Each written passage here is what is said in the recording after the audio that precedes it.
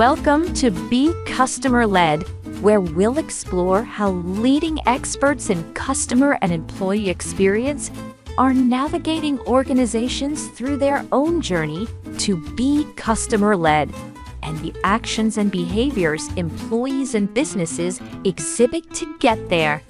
And now your host, Marbu Brown.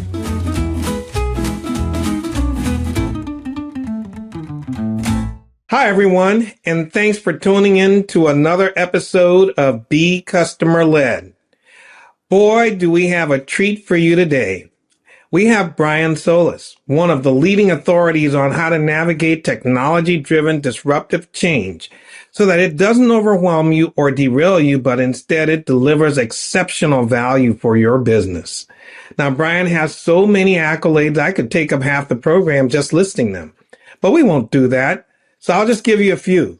He's a 9 times best-selling author, including his latest book, Mindshift, Transform Leadership, Drive Innovation, and Reshape the Future.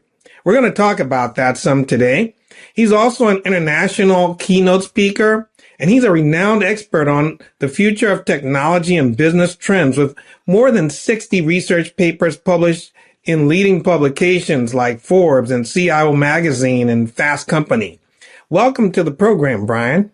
Oh, it's my pleasure. Thank you for that generous introduction. Well, we're really glad to have you and excited about what we're going to talk about. And, you know, to write a book, I mean, I've written a couple myself, so I know you got to have fire in your belly to write a book, especially when you're holding down a full-time job, you know, at the same time. And you've done it 9 times, right? So tell me, what was the fire in your belly that got you to write Mindshift? That's going to be a whole program right there, but I'll do my best to keep it short. Yeah, I love the way you described it, fire in your belly, because that one was certainly hot. And it was burning for a long time. I just had watched massive disruptive waves crash over and over and over again. And there are specific events that really drove this, but let's just say more recently with the pandemic, climate change, artificial intelligence, just the incredible disconnect that's happening between people and technology and just disinformation.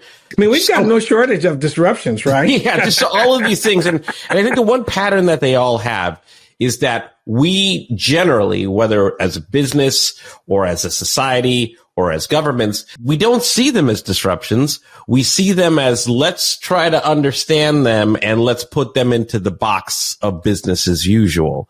And I think artificial intelligence of all of them is the one where we could start by putting it in the box of business as usual, like i.e. automation, chatbots, etc. But it is going to require absolute transformation because it allows us to do something that other disruptions haven't given us. And that is the ability to do what we didn't do yesterday. Whereas we tend to look at every disruptive wave as how can we use this to do what we did or navigate what we did yesterday better tomorrow? I guess the pandemic was one of those disruptions that made us realize that we had to fundamentally shift how we think about some things, because you couldn't just do things the same way that you had done before, right? But hey, listen, what are some of give me 1 or 2 of the key takeaways you want for people to take from Mindshift? We'll jump in right there and then we'll start, digging deeper into some of these things. Yeah, absolutely. Well, let's put it into the context of your audience. To be customer-led, a mind shift is to see something, to recognize something that you couldn't see before, that you give yourself the space to explore what you didn't see before, to then inspire new ideas, new opportunities, and new ways forward. I think that's the mind shift in its most simplistic sense. But what it's really calling for is a new generation of leaders. I think we're often waiting for someone to tell us what to do. We're often waiting for that leader to guide us, kind of give us the insights around, like, for example, what do we need to know about AI so we know we can move forward together?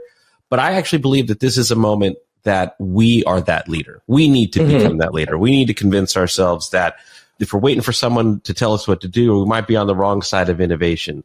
And so one of the biggest takeaways for the book is to recognize that as you're reading it, you are that leader. Even if it's not a role or a title or a hierarchy, that you have a voice in how to shape the future. So for example, if you think about the pandemic, we saw overnight transformations for customer-centric technologies like e-commerce or curbside pickup, for example. Suddenly everything needed to be digital and mobile so that the customer could get in contact with your business. The same thing happened for employees. They had to be able to work from home. And so that sudden shift shouldn't have taken a pandemic to accelerate that digital accessibility and that digital engagement, because it had been happening for a long time. Same is true for artificial intelligence. The only wave of AI that's new to us is generative AI. And because it was consumer-facing technology this time, it blew up in terms of adoption and disruption. So when I think about being customer-led, the mind shift for me is that customer should always be front and center. How is that customer different than me? How is their day-to-day life or their day-to-day work different in the day in the life of to my day in the life of? So, for example, as someone who's worked in CX, someone who's worked in marketing, someone who's worked in business transformation, it's always an inside-out job, meaning I've got my processes, I've got my systems, I've got my budgets and resources and all of the constraints that come with it. We have a way of working. And when something new comes along, we try to bring it into the system and bolt it on, plug it in, and create new touch points, for example. But it's not anything that it's truly customer-led or customer-centered. So if I step back and I look at my mind shift and I think, all right, well, what am I not seeing? Well, for example, we know the customer, 70% to 80% of all decisions start right here. And they don't always end there because something's broken in the process. And that is an opportunity for us to say, well, how do they want to make a decision? How are they influenced? What's intuitive to them? How does their brain work? For example, if you look at a TikTok user and you put them on a regular website with forums and chatbots, that's just a different brain. So I think about it. I know it's a long answer, but I'll come to the end here. I think about it this way. To be customer-led is to be empathetic. And to be empathetic is to see the world as your customer sees it and let it inspire you. And then go back to your journey, go back to your processes, your systems to see what's not in alignment with them. Well, it's kind of interesting because I wrote a book of my own called A Blueprint for Customer Obsession, where I laid out these principles of customer obsession.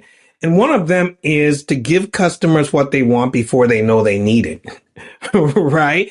You think about some things that have done that. I mean, like, whoever thought that you'd be using your watch as part of your navigation in your car, right? Because it's kind of pinging you when it's time for you to make a turn, or maybe your watch helping you with, health things like, your heart rate and all of those kinds of things. That was giving customers something that they wanted before they knew they even needed it. And I'm thinking, like, the principles that you have in Mindshift, how can that help companies like deliver on that tenet of customer obsession? How can it help people unlock the ability to give customers what they want before they know they need it? It's a philosophy that is both wonderful but also difficult.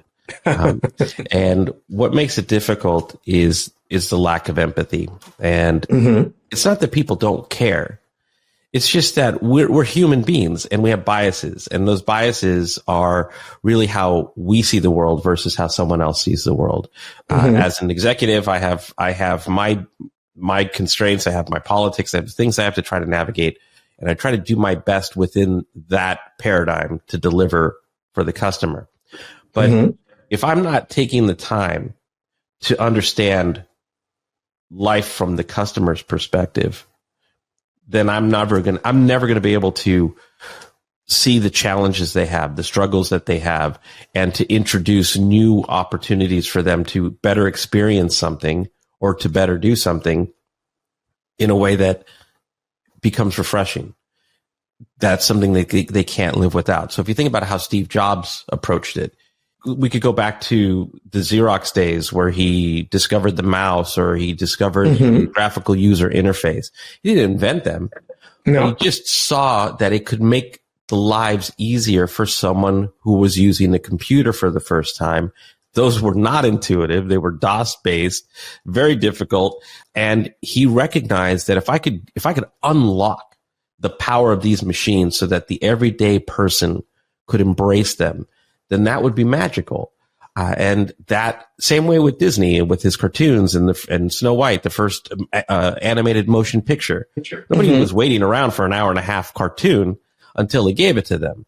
But he studied how people can be engaged, and what they might be lacking in their day-to-day life. So he stepped out of his world and into theirs. That's the mind shift. The first few chapters are really about how do you get out of your own mind so that you can embrace a beginner's mind, so that you can see things as if it was anew.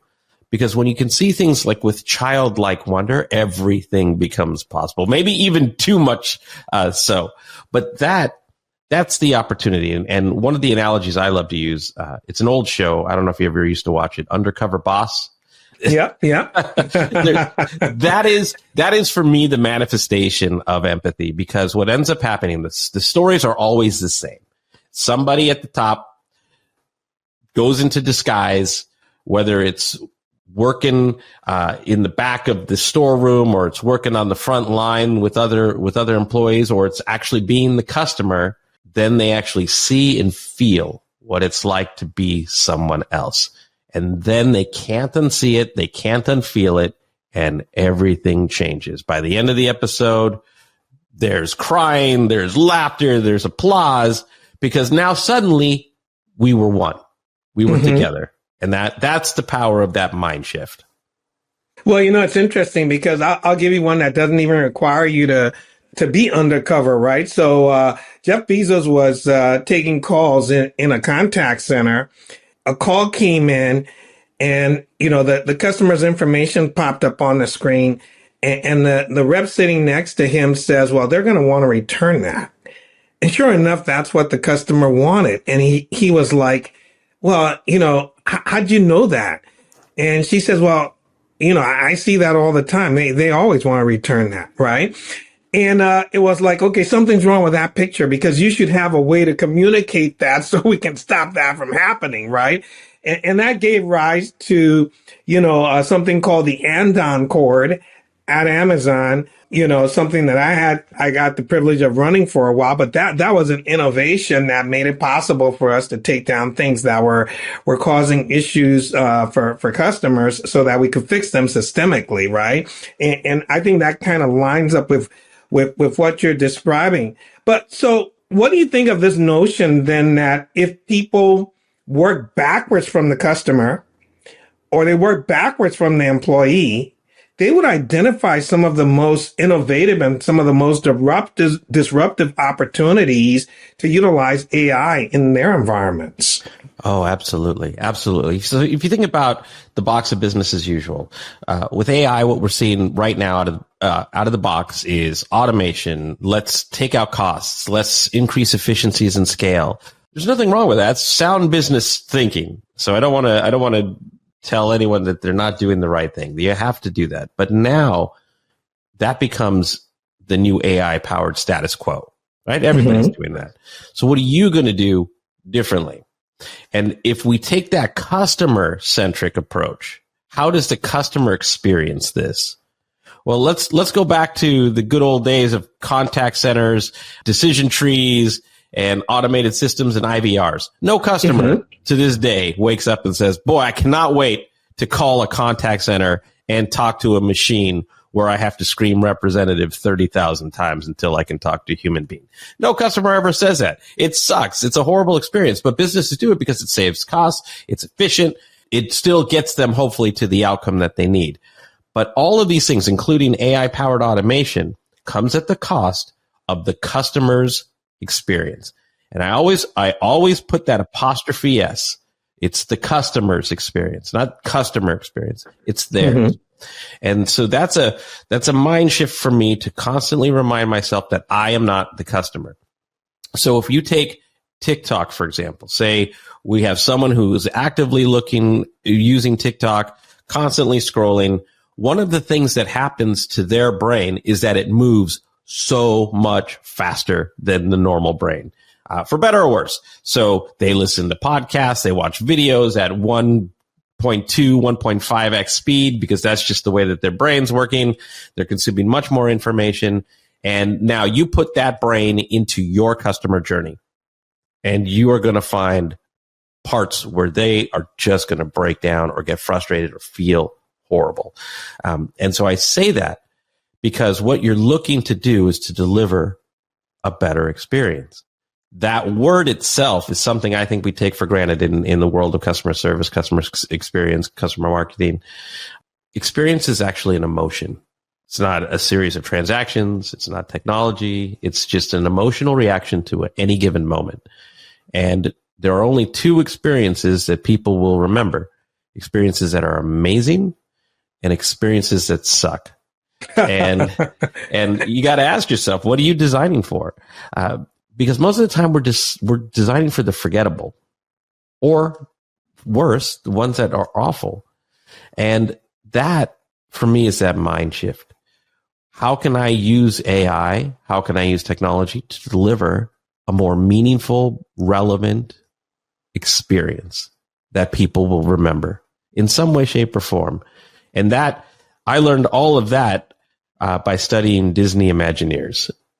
Yeah, that actually is one of the things that I spent some time on in Blueprint for Customer Obsession. I delved into how Walt Disney pioneered the Disney method with, if it can be dreamt, it can be built, and how he allowed himself to pursue ideas that others would have found to be fantastical or even preposterous. And he kicked the tires on those things, and it led to some amazing stuff. So tell me about what you've learned from the Disney Imagineers and how folks can use that to have a mind shift about how they tackle some of these things like AI. Oh, wow. Well, first of all, I love that message. To this day, I still have two mentors as part of my AI. One is Steve Jobs and the other one is Walt Disney. I use them as personas for inspiration as I think about getting that type of push, that type of inspiration and motivations, because it's very easy to fall into complacency. It's very easy to fall into the trap of, well, we can't do that. We'll never make that happen. There's no resources. How are we going to get budget? This is the way it's always been done. But what I learned from Imagineers is just that.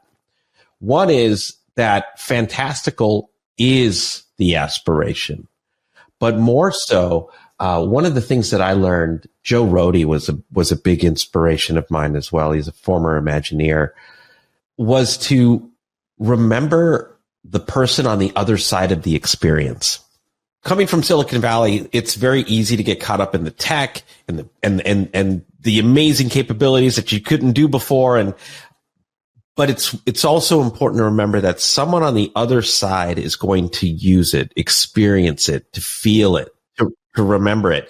And those lessons that I got from the Imagineering, the Imagineers, reminded me that you have to design for those emotions. In fact, Joe Rohde, he famously said that if you design an experience, it has to be extraordinary, because if it's not extraordinary, it's forgettable.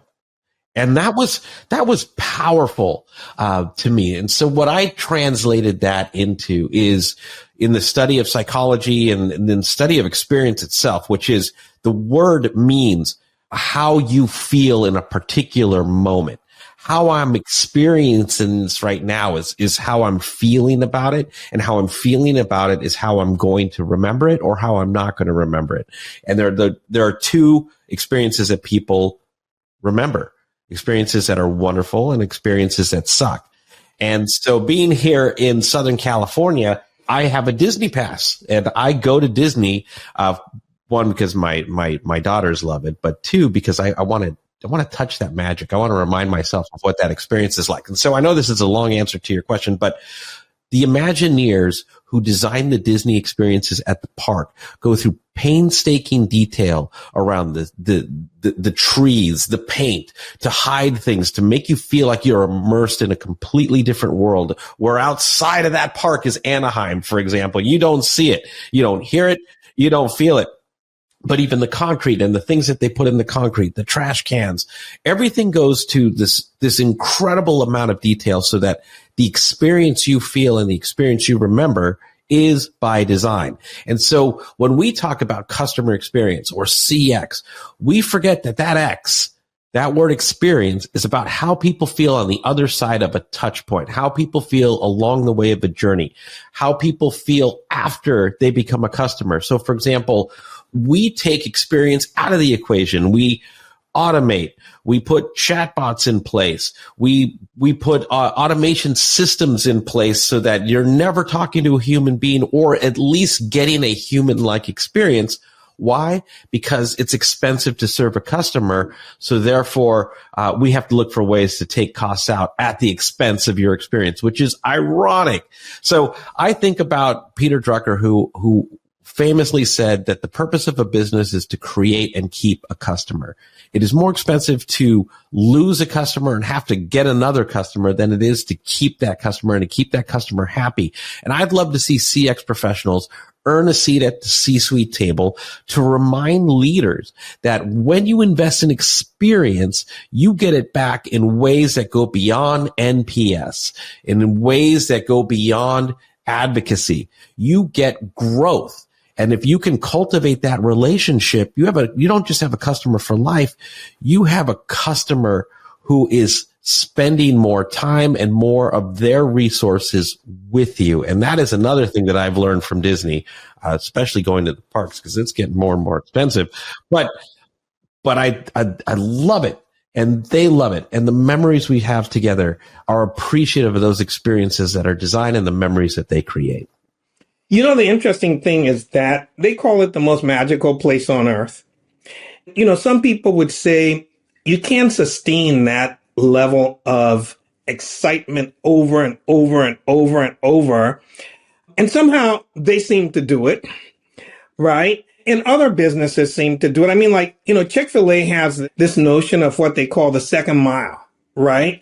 And so their folks are basically trained that you don't just deliver what the customer asks for, you give something over and above. What is that thing that you give as your second mile thing? And obviously Chick-fil-A has a religious bent, and they take that right out of a place where Jesus said, hey, if somebody tells you to go with you 1 mile, go with them 2.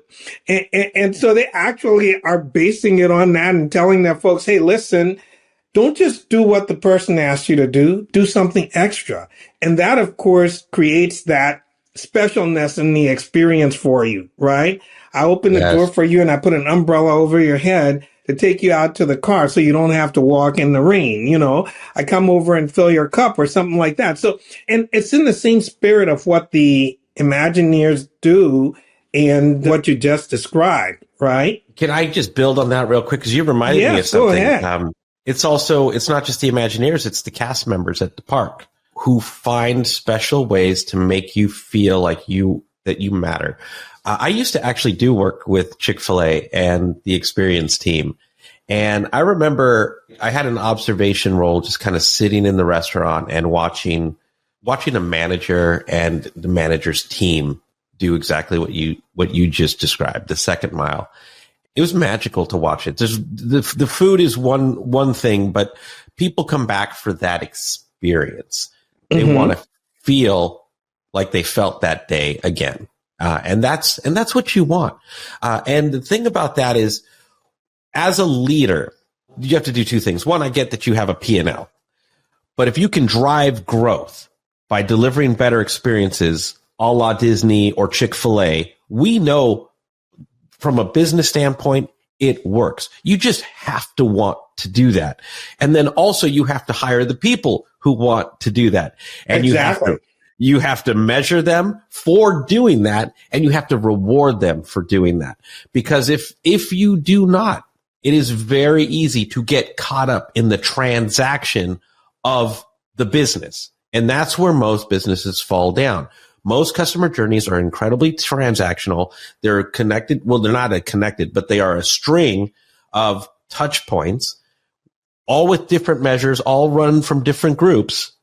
And therefore that second mile can never be integrated across the whole experience unless you want it to. And that is where I think the Control-Alt-Delete moment needs to happen. What kind of experience do you want to deliver? Do you value your customer? And do you believe that if you invest in your customer's experience in that relationship, that you will make that back multifold versus it being a cost center?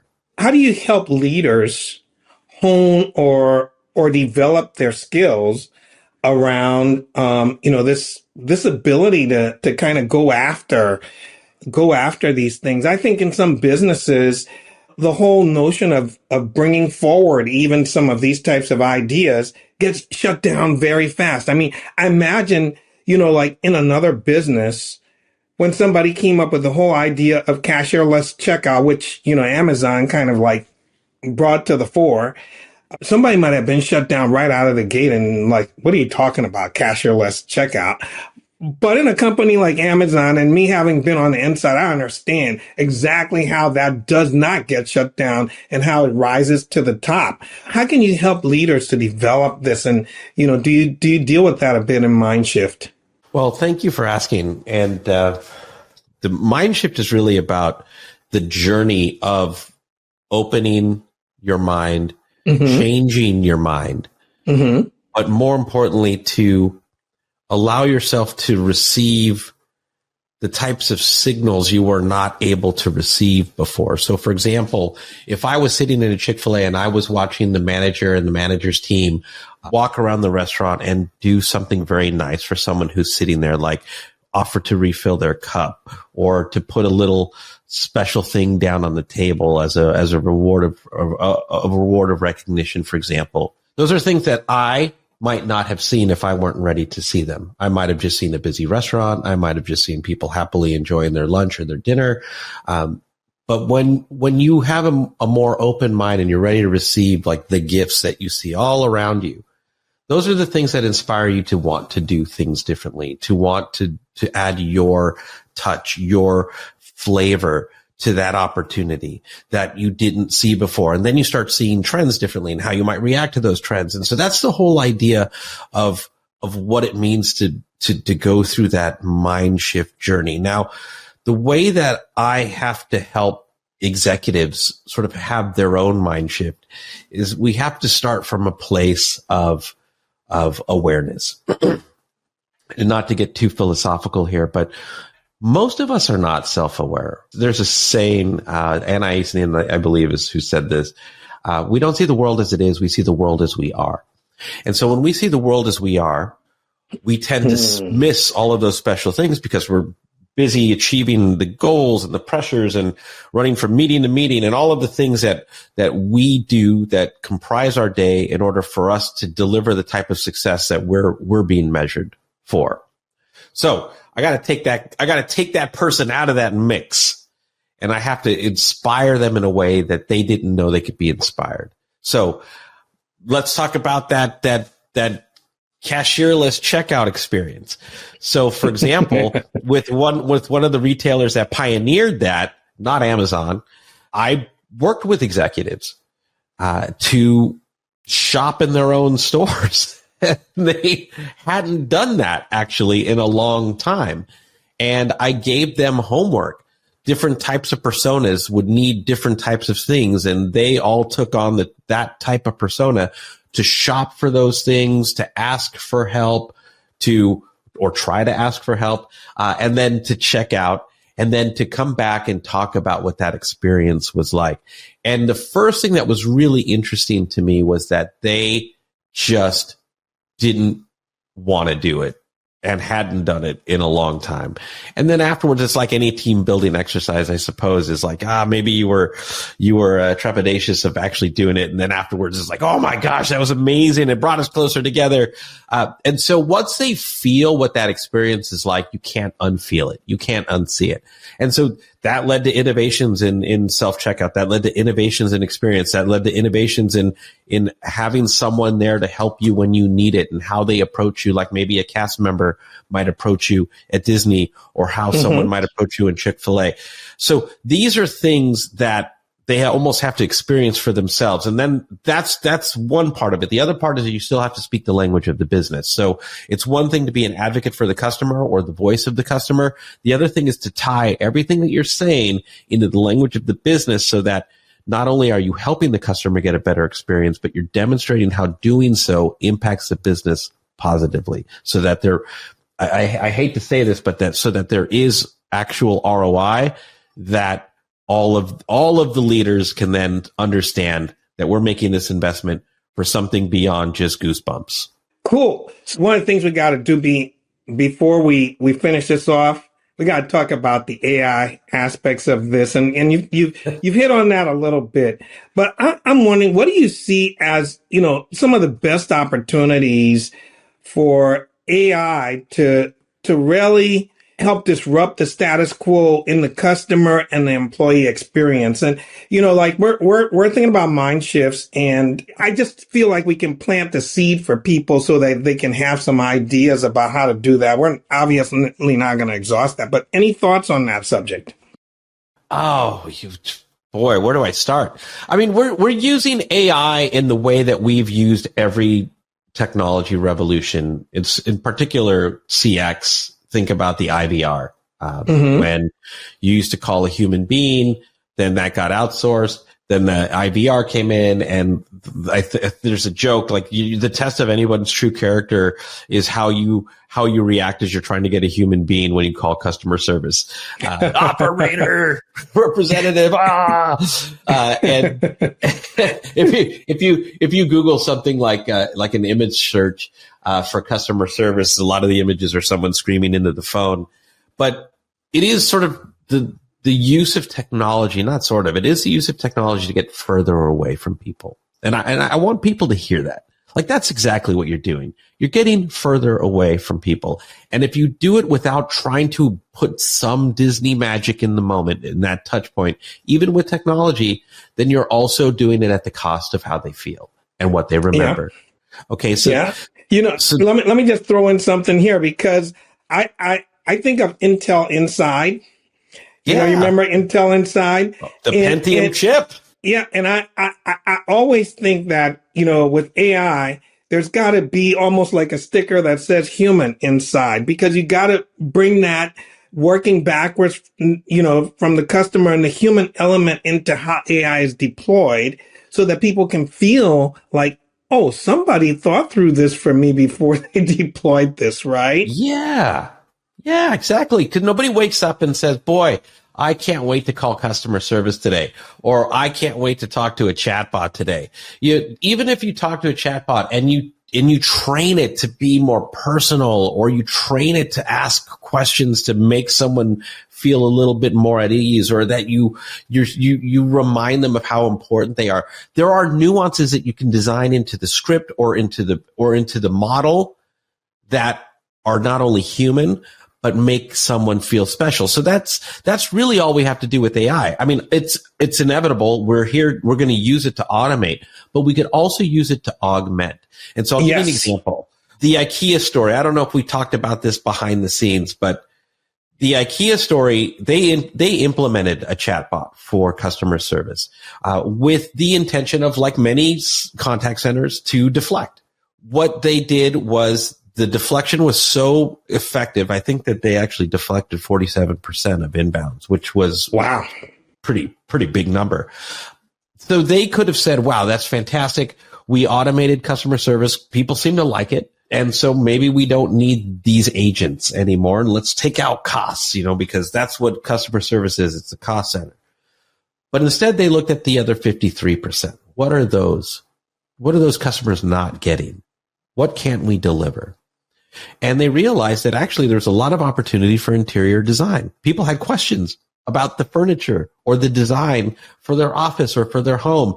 And so what they did was they reskilled those agents to become interior designers. And they delivered a new type of service to the customer that actually generated revenue. So you save while still giving a good experience, and you deliver a new experience that I think generated €1 billion in its first year. That's an incredible story, with the customer experience elevating as a result too. Yep, that is cool. And I've seen some things out there that are pretty incredible, that are in the augmentation space, like where people are actually where they're using simulations to train agents that get agents, to the customers faster, more experienced, more ready. I've seen a number of different things that have been in the augmentation space that have that have been super helpful. And I know that there will be more disruptions. One that I don't think anybody ever thought about was, using AI to actually score phones that were being traded in.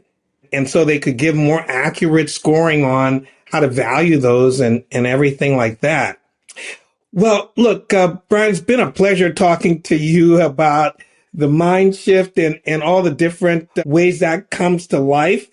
For people who want to get in touch with you, maybe they want to continue this conversation, what's the best way for them to do that? Well, I'm pretty much at Brian Solis on all your favorite platforms. And then also briansolis.com is a good hub, or LinkedIn, I suppose, is also good. Yeah. I'd love for you to read Mindshift. It is a book that basically says we need a new type of leader, especially in an era of AI, so that we don't just use technology and every wave of technology that's to come, that we react to it in the ways that we've always reacted to it. Instead, that we start to get a little bit of foresight, and we start to put experience into the mix for employees and for customers. And we start to be the type of leader that's looking forward and looking for ways to unlock new value and unlock new experiences. So I just wanted to say, Marbu, thank you for the opportunity to be part of this conversation. And I now have another Disney friend in the mix, and to bring that magic everywhere. Well, thank you. I certainly appreciate you making the time to join us on the program. I'm sure that folks who have listened in have gotten some things that they can take away, that they can go and that they can use right away. And thank you to all of you folks who have tuned in to listen to this. Unfortunately, we're going to have to wrap it up here for today. But please come back again, because we're going to have another exciting program for you next time. But for now, that's all. And look forward to you joining us again. Thank you, Brian. Thank you. Thanks for listening to Be Customer-Led with Marbu Brown. We are grateful to our audience for the gift of their time. Be sure to visit us at becustomerled.com for more episodes. Leave us feedback on how we're doing, or tell us what you want to hear more about. Until next time, we're out.